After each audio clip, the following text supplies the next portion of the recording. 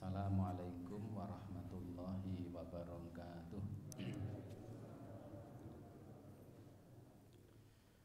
Alhamdulillahirabbil alamin. Assalatu wassalamu ala asyrafil anbiya'i wal mursalin Sayyidina Muhammadin wa ala alihi wa sahbihi ajma'in. Amma ba'd. Ibu bapak sekalian, para jamaah rahimakumullah, alhamdulillah senantiasa kita bersyukur kehadirat Allah Subhanahu wa taala. Malam hari ini kita bisa hadir pada kajian rutin kita untuk meneruskan membaca kitab fikih Al-Muyassar sebagaimana yang sudah menjadi agenda jadwal rutin kajian malam Kamis.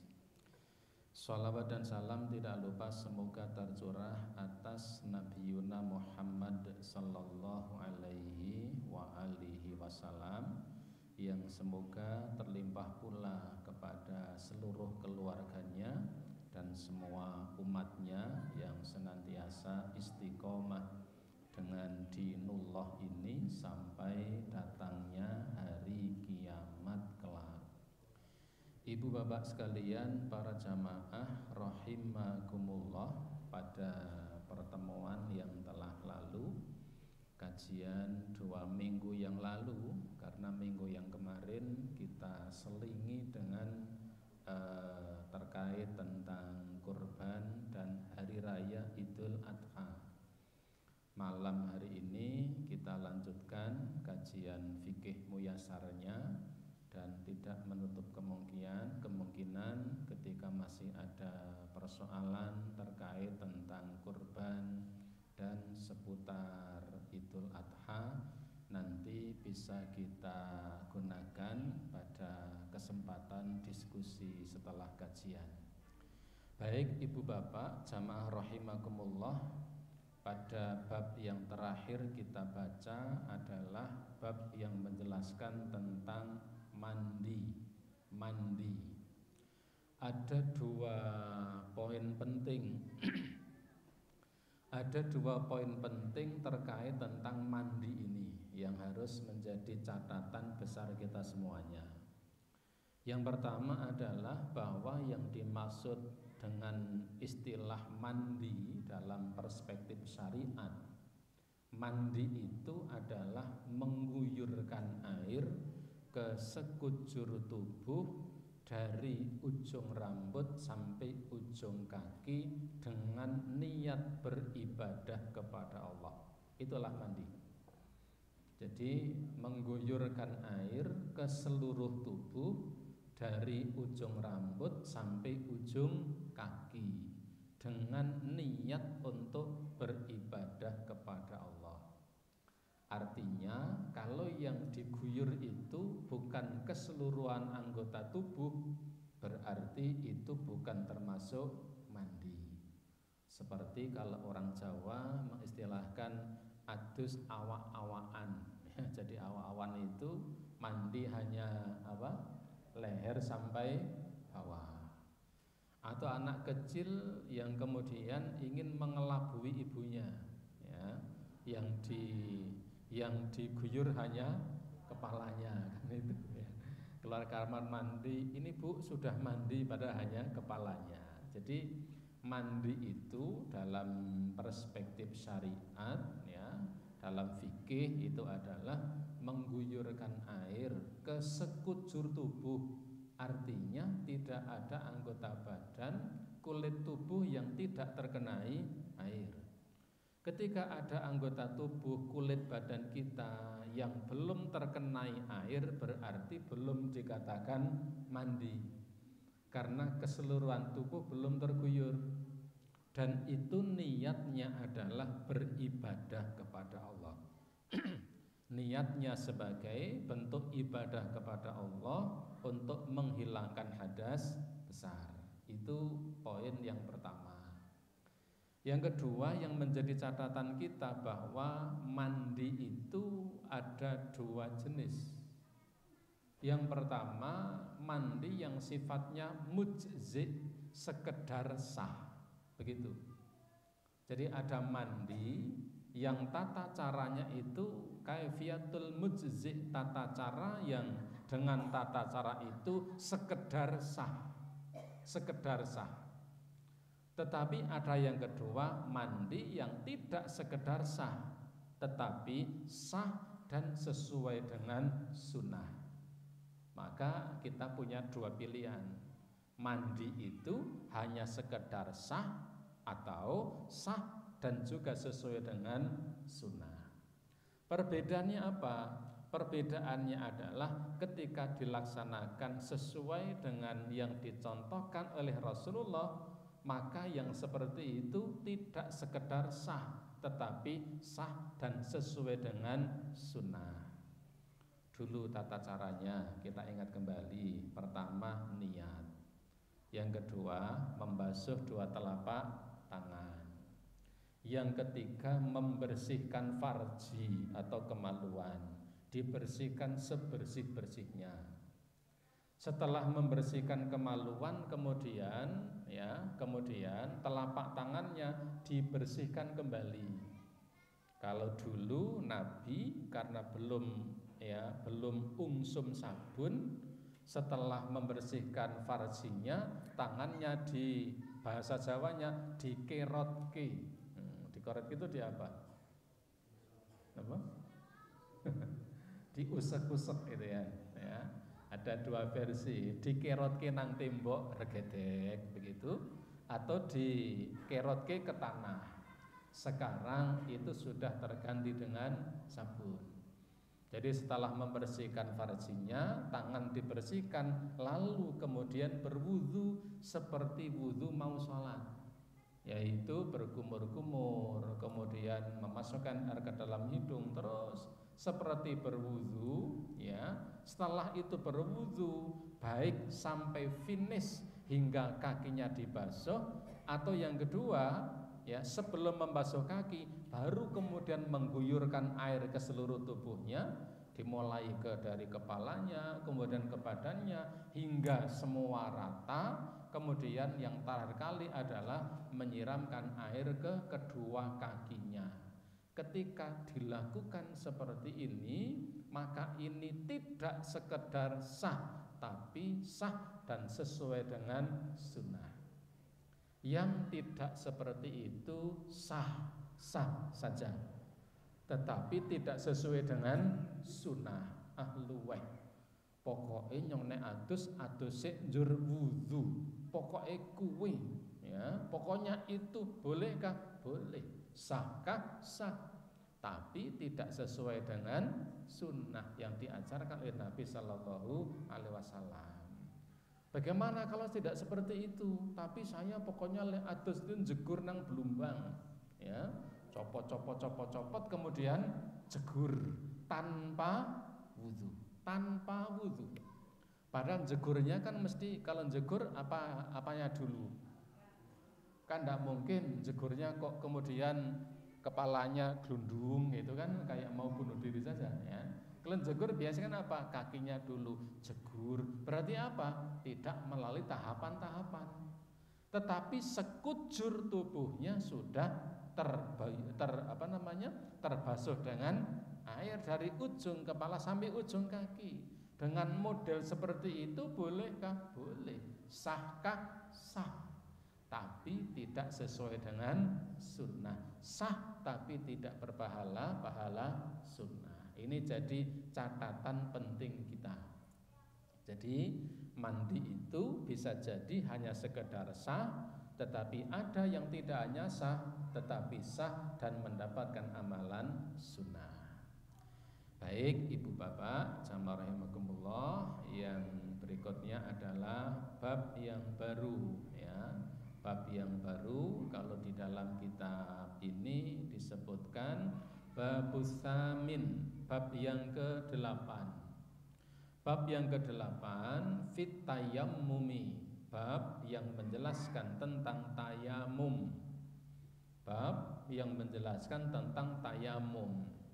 Wa fihi masaili, bab yang menjelaskan tentang tayamum ini ada beberapa persoalan yang akan dikupas. At-tayammumu lughatan. Tayamum itu secara bahasa maknanya adalah al-qasdu, menyengaja atau bermaksud atau bertujuan. Itu makna tayamum secara bahasa. Jadi tayamum itu secara bahasa maknanya adalah menyengaja atau bertujuan. Atau kalau dalam bahasa Melayunya tidak bertujuan tapi bermaksud, ya, bermaksud. Kalau bahasa Melayu daerah Sumatera, Aceh sampai Malaysia sana tidak bertujuan tapi bermaksud, ya. Seperti di film Ipin Upin itu kan sering bermaksud itu. Al-qasdu maknanya bertujuan atau menyengaja atau bermaksud. Wasyar'an, adapun secara syar'i, tayamum itu adalah mashul wajhi, mengusap wajah, wal yadaini, dan dua tangan, ya, dua tangan. Biso'idi, dengan so'id. So'id, apa so'id?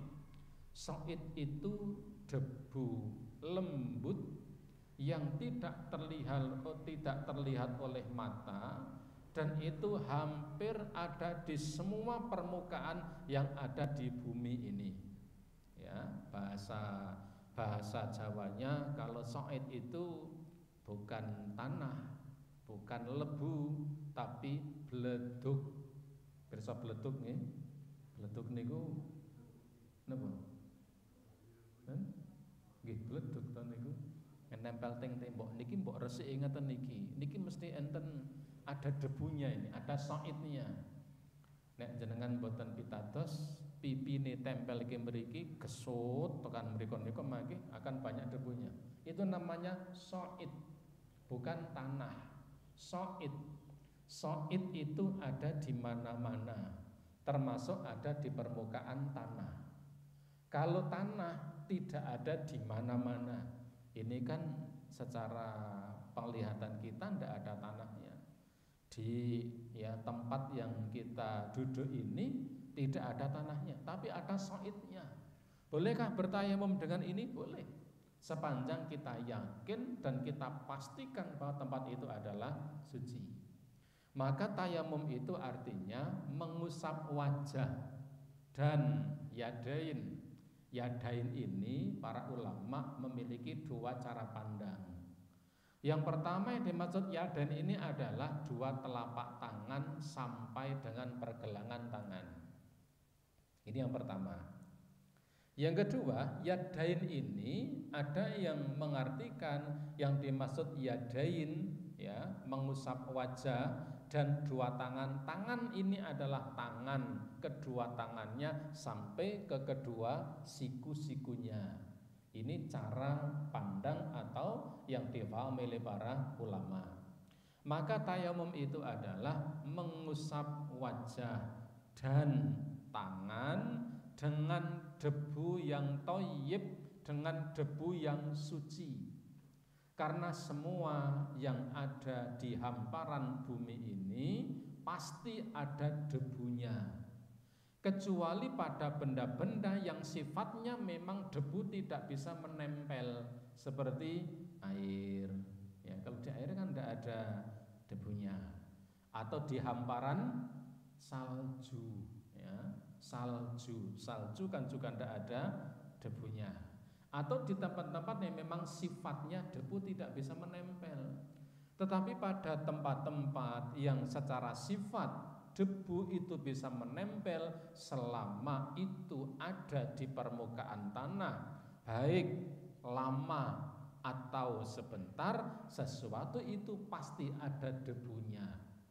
Kalimat lama atau sebentar seperti apa? Seperti ketika seseorang sedang berada di dalam pesawat, sekalipun zahirnya dia sedang berada di di angkasa, di awang-awang, ya. Kemudian kadang orang punya pemikiran, loh, nang awang-awang mongso ono lebu, nang pesawat rana lebu. Tetap itu ada debunya, karena pesawat itu sifatnya hanya sementara melayang, tetapi waktu yang terlama adalah tetap ada di permukaan bumi. Maka sekalipun berada di dalam pesawat tetap bisa untuk bertayamum, karena pada bagian dalam pesawat seseorang yang sedang ia naiki itu tetap ada debunya. Maka tayamum itu secara syar'i adalah mengusap wajah dan kedua tangan dengan debu yang suci, bukan tanah nih. Karena tanah itu bisa jadi kalau tanah basah ya tidak ada debunya. Ala wajhin mahsusin, dengan tata cara tertentu, tidak asal ngusap ya. Jadi mengusap wajah dan kedua tangan dengan debu yang suci dengan cara-cara tertentu, ta'abbudan lillahi ta'ala, sebagai sebuah ta'abbud, niat ubudiyah. Niatnya adalah bentuk peribadahan kepada Allah Subhanahu wa ta'ala. Ibu bapak jamaah rahimakumullah, itu makna tayamum secara syar'i. Jadi secara syar'i tayamum itu adalah mengusap wajah dan kedua tangan dengan debu yang suci dengan cara-cara tertentu, niatnya adalah sebagai ibadah kepada Allah Subhanahu wa ta'ala. Kemudian al-mas'alatul ula, masalah yang pertama adalah hukmut tayammumi, hukum tayamum, wa dalilu masru'iyati, dan dalil ya, dan dalil-dalil disyariatkannya tayamum. Hukum tayamum dan dalil-dalil disyariatkannya tayamum. At-tayammum masru', tayamum itu disyariatkan, bukan hanya dibolehkan. Jadi tayamum itu bukan hanya boleh, tapi diperintahkan. Jangan salah ya, tidak benar jika kemudian mengatakan tayamum ki yo kena, itu kalimat betul tapi tidak tepat. Tayamum itu disyariatkan manakala memang itu sebagai satu-satunya cara untuk menggantikan wudu. Tayamum itu disyariatkan. Wa huwa rukhsatun minallahi azza wa jalla li ibadihi. Dan tayamum itu adalah sebuah rukhsah. Rukhsah itu dispensasi, keringanan. Tayamum itu adalah suatu keringanan yang Allah Ta'ala berikan li ibadihi, kepada para hambanya. Jadi tayamum itu sebuah keringanan ya, sebuah dispensasi keringanan yang Allah berikan kepada para hambanya untuk menggantikan mandi atau tayamum di saat memang tidak memungkinkan untuk mandi atau tayamum. Bisa jadi karena tiadanya air, atau bisa jadi air ada tetapi tidak ada kemampuan untuk menggunakannya. Misal airnya sangat dingin sekali, airnya sangat dingin sekali, sehingga tidak mungkin untuk berwudu dengan air itu. Seperti di daerah-daerah yang diselimuti salju yang kadang suhunya sampai 0 derajat Celcius. Kalau tempat kita itu kan paling-paling 7 derajat ya. Kalau di tempat kita di Temanggung ini, Temanggung ini rata-rata paling anyes itu berapa derajat? 17, 16. Itu anyesnya pol-polan. Itu ya, paling dingin itu biasanya di antara bulan Juli sampai Agustus, ketika langit terang benderang di pagi hari. Biasanya Temanggung dinginnya luar biasa, itu paling-paling 17 derajat Celcius.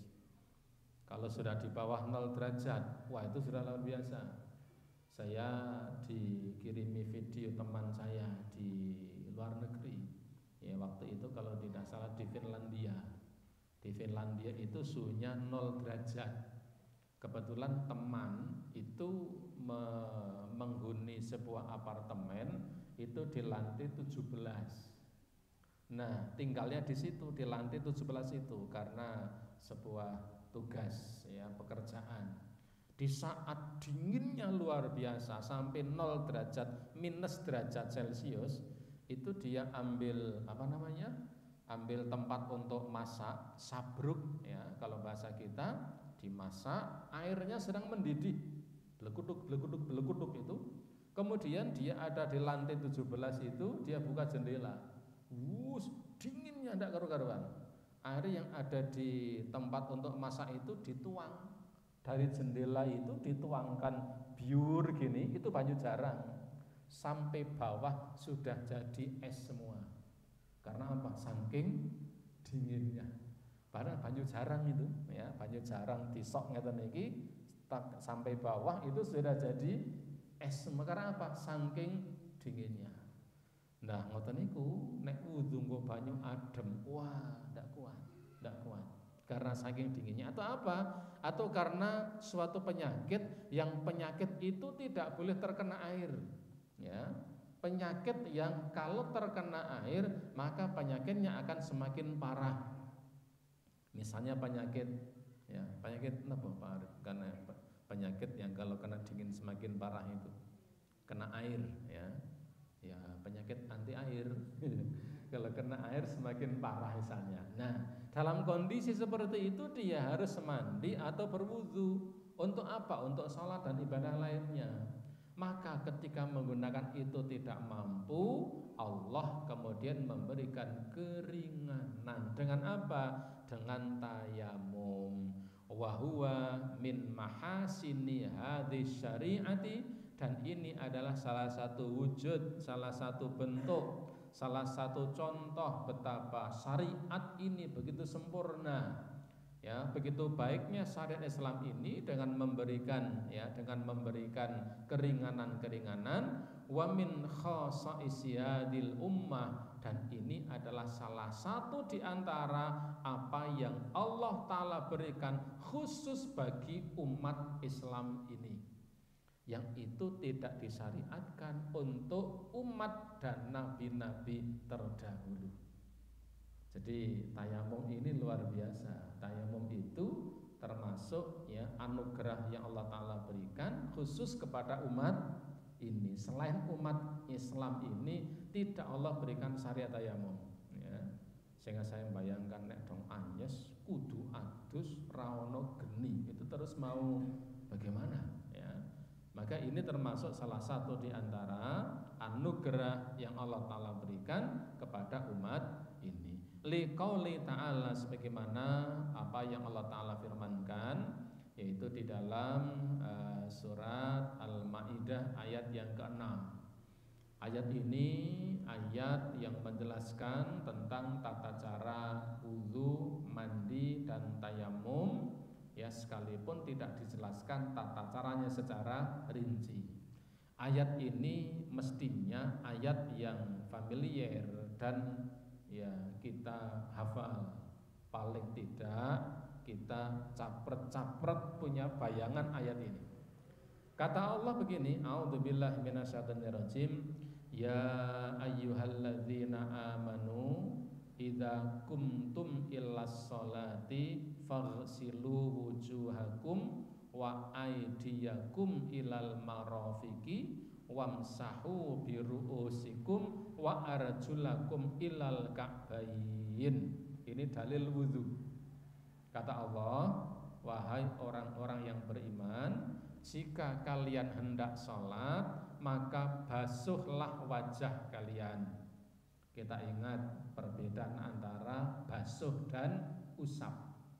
Kata Allah, basuhlah wajah kalian, wa aidiyakum, dan basuhlah pula kedua tangan kalian, ilal marofiki, sampai kedua siku, wamsahu biru'usikum, dan usaplah kepala kalian. Kita harus cermat melihat ayat. Wajah dibasuh, tangan dibasuh. kepala diusap, bukan dibasuh. Mohon maaf, kita sering melihat atau barangkali kadang kita lupa, kepala tidak dibasuh tapi dikabyui banyu, gitu kan. Jadi wudunya itu ya basuh wajah, basuh tangan, kepalanya apa? Ambil air kemudian diguyang dari jauh, pure. Ibu bapak, ayatnya tidak begitu. Kata Allah, basuhlah wajah kalian, tangan kalian sampai siku-siku, wamsahu biruusikum, dan usaplah kepala kalian. Kepala itu diusap, tidak dibasuh. Bedanya apa? Kalau dibasuh, itu ada air yang mengalir pada apa yang dibasuh itu. Jadi membasuh tangan itu air sampai ke tangan hingga airnya bisa mengalir, itu namanya basuh. Ketika membasuh wajah kayak begitu, namanya membasuh wajah itu air di wajah bisa sampai mengalir, sampai deleweran, itu namanya dibasuh. Kalau tidak sampai deleweran namanya diusap. Kayak memandikan anak kecil itu diseko. Seko betul ya? Diseko itu tidak dibasuh tapi diusap. Kepala itu diusap. Wa arjulakum. Coba kita lihat. Di sini biruusi. Si pakai kasrah. Wa arjula lanya, dan kaki kalian. Ini tidak arjuli tapi arjula. Tapi ketinggalan itu di situ. Ini wamsahu biruusi, basuhlah, usaplah kepala kalian, dan arjulakum, dan kaki kalian. Kaki ini tidak arjuli tapi arjula. Berarti kaki ini tidak diusap karena tidak kasrah, tetapi dibasuh sebagaimana aidia dan wujuha. Nah, ini kena otak-atik ayat. Karena kalau bacanya sembarangan begini, basuhlah wajah kalian dan dua tangan kalian, lalu usaplah kepala kalian dan kaki kalian. Berarti kaki diusap. Kalau tidak jeli membacanya, kaki tidak diusap tetapi dibasuh. Sebab biruusikum wa arjula, lanya ini wawu atofnya kembali kepada wujuha dan aidia. Niku kalau kita mencermati mencermati ayat ini. Wa arjulakum ilal ka'baini, dan basuhlah kedua kaki kalian sampai dua mata kaki kalian. Tidak menyisakan ya bagian yang tidak terkenai air. Nabi pernah melihat ada seorang laki-laki berwudu, lalu ditumitnya itu ada kulit yang selebar kuku belum terkenai air. Ya, maksudnya, jadi Nabi melihat ada orang berwudu selesai, lalu Nabi melihat dari belakangnya di bagian tumit, apa tumit? Tungkak. Di tumitnya itu ada kulit yang belum terkenai air, lebarnya hanya selebar kuku, kecil itu. Nabi mengatakan apa? Wailul lil aqabi minan nar. Celakalah dengan ancaman neraka seseorang yang membiarkan pada tumitnya ada kulit yang belum terkenai air ketika wudu, walaupun hanya sebesar kuku. Maka di sini kalimatnya, dan basuhlah kaki kalian sampai kedua mata kaki kalian. Lalu wa in kuntum junuban, dan jika kalian dalam keadaan jinabat, fattoharu, maka mandilah kalian. Kalau junub tidak cukup dengan mandi. Ini kalimatnya, kalau kamu hendak sholat wudulah. Kalau kamu junub tidak cukup wudu tapi mandilah. Lalu wa in kuntum mardho, dan jika kalian dalam keadaan sakit, ya sakit, au ala safarin, atau melakukan perjalanan yang jauh, au jaa ahadum minkum minal ghaidi, atau ketika kalian habis menyelesaikan buang hajat, au lamastumun nisaa, atau kalian bersentuhan berjumbu dengan istri kalian, falam tajidu ma'an, lalu kamu tidak mendapati air baik untuk mandi atau tayamum. Kata Nabi, kalau kamu sakit, atau kamu bepergian jauh, atau kamu habis buang air, atau kamu habis berkumpul dengan istri kamu, lalu kamu akan sholat, mestinya mandi atau berwudu. Tetapi kata Allah Ta'ala, falam tajidu ma'an, tapi kamu tidak bisa mendapati air. Ini kalimatnya sangat sharih, sangat jelas. Fatayammamu, maka bertayamumlah, sha'idan, dengan debu, ya, dengan debu, bukan tanah, debu. Sha'idan, dengan debu, thayyiban, yang thayyib, artinya yang suci. Bagaimana cara tayamumnya? Kata Allah, famsahu biwujuhikum, maka usaplah wajah-wajah kalian, wa aidikum minhu, dan kedua tangan kalian. Ini kalimatnya jelas dan gamblang. Kalau kamu mau mandi atau tayamum, ternyata kamu tidak mendapati air, maka bertayamumlah dengan debu yang suci. Bagaimana caranya? Usaplah wajah kalian dan tangan kalian. Ma yuridullahu liyaj'ala 'alaikum min harajin. Allah Ta'ala tidak menghendaki kesulitan atas kalian, walakin yuridu liyutahhirakum, tetapi Allah menginginkan agar kalian itu suci, waliyutimma nikmatahu, dan agar Allah menyempurnakan nikmatnya alaikum, kepada kalian, la'allakum tashkurun, agar kalian bersyukur. Ini surat Al-Maidah ayat 6 yang mendasari tentang perintah wudu, mandi, dan juga tayamum.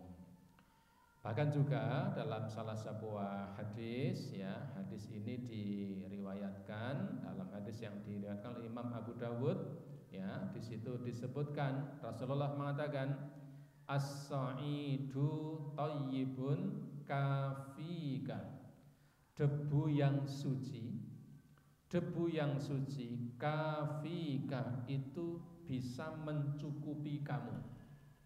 Artinya apa? Jika memang tidak ada air, atau ada air tapi tidak mampu menggunakannya, ketika bertayamum itu sudah cukup. Wa illam tajidil ma'a asyra hijajin, sekalipun kamu tidak mendapati air dalam kurun waktu 10 kali haji. Artinya apa? 10 tahun maksudnya. Tayamum itu mencukupi kamu, sekalipun berlangsung sampai 10 tahun. Jadi kalau memang tidak ada air, kalau tidak ada air, 10 tahun tayamum terus itu sah-sah saja, ya. Tapi ini barangkali mudah-mudahan kita tidak mendapat yang seperti itu. Jadi tayamum 10 tahun mboten tau adus niku rupane rek kaya ngopo, gitu. 10 tahun mboten nate siram, ora tau gupak banyu. Kita bisa bayangkan seminggu tidak terkena air saja sudah bluduk kan, apalagi kalau 1 bulan, ya 1 bulan. Kadang kita melihat seperti orang yang gila di kampung-kampung, di tengah masyarakat, itu kalau sudah gilanya agak lama itu sudah reget awake. Kenapa? Tidak pernah terkenai air. Sehingga orang sering ngobrol begini, kayak wis kayak rada anget po, oh kayak entes to, kok ngerti awake isih resik. Nah itu. Kemudian oke, anget po, wis suwe po, kok ngerti, awake wis reget. Jadi Rasulullah mengatakan tayamum itu cukup sebagai pengganti wudhu atau mandi, meskipun itu berlangsung hingga 10 tahun.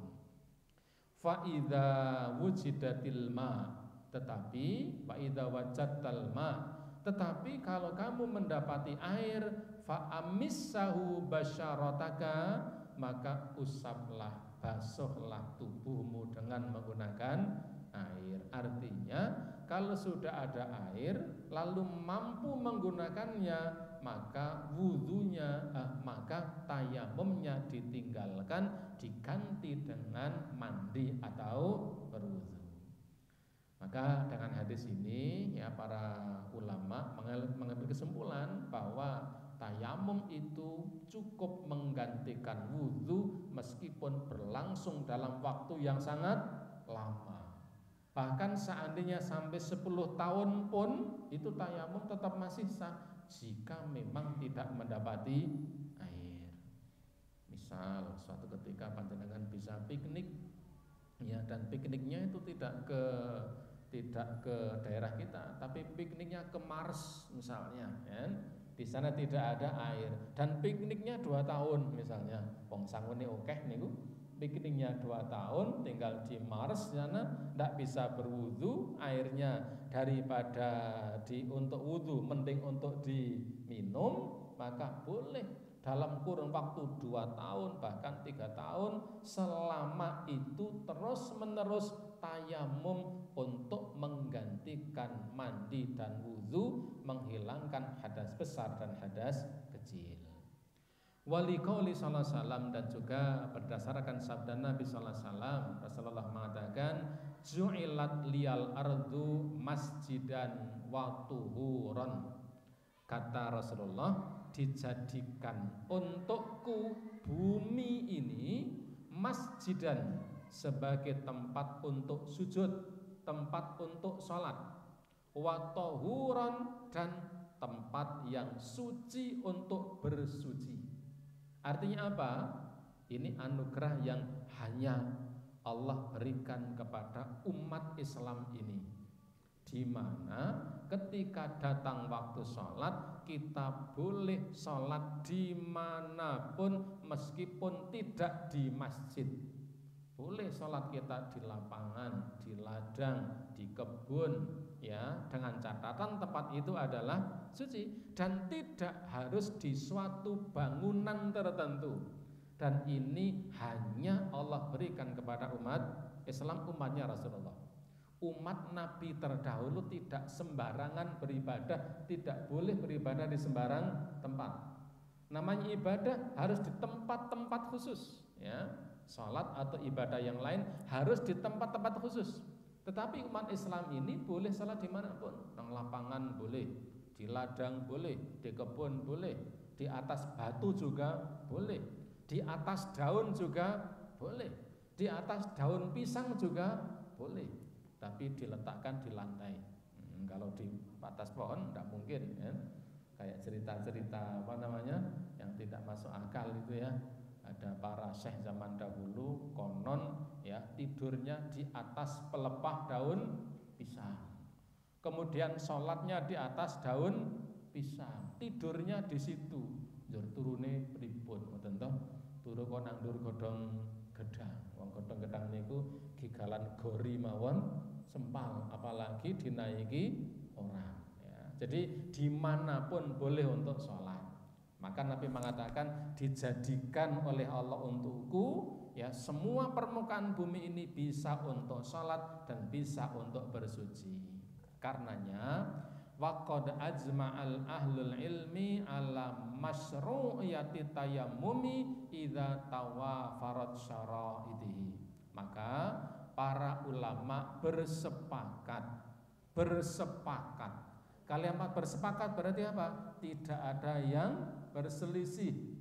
Semua ulama bersepakat tentang disyariatkannya tayamum idza tawafarat syara'itihi, ketika syarat-syaratnya terpenuhi.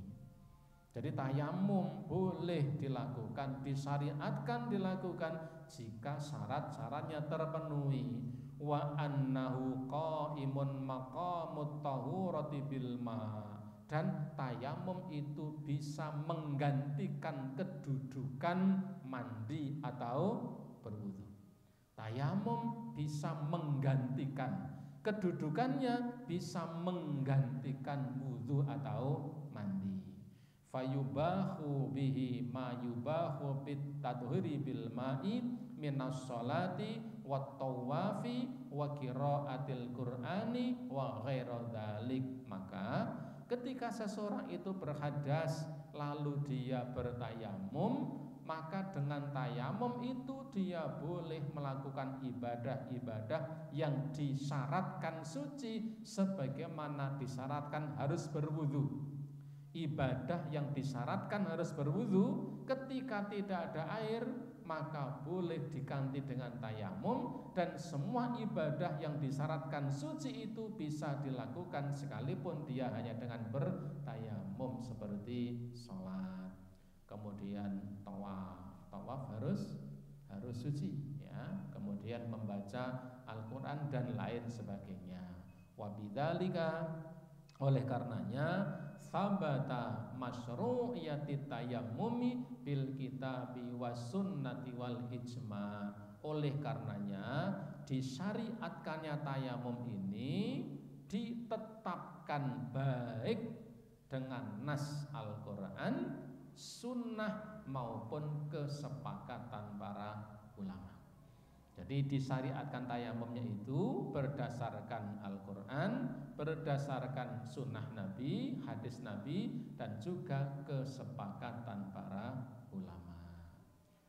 Adapun masalah yang kedua, al-mas'alatu tsaniyah, persoalan yang kedua, syarat-syarat tayamum dan sebab-sebab yang membolehkannya, barangkali kita lanjutkan pada waktu yang akan datang. Ibu bapak, para jamaah rahimakumullah, barangkali sampai di sini karena sudah masuk waktu sholat isya, kita cukupkan sampai di sini. Semoga bermanfaat. Sebelum saya akhiri, barangkali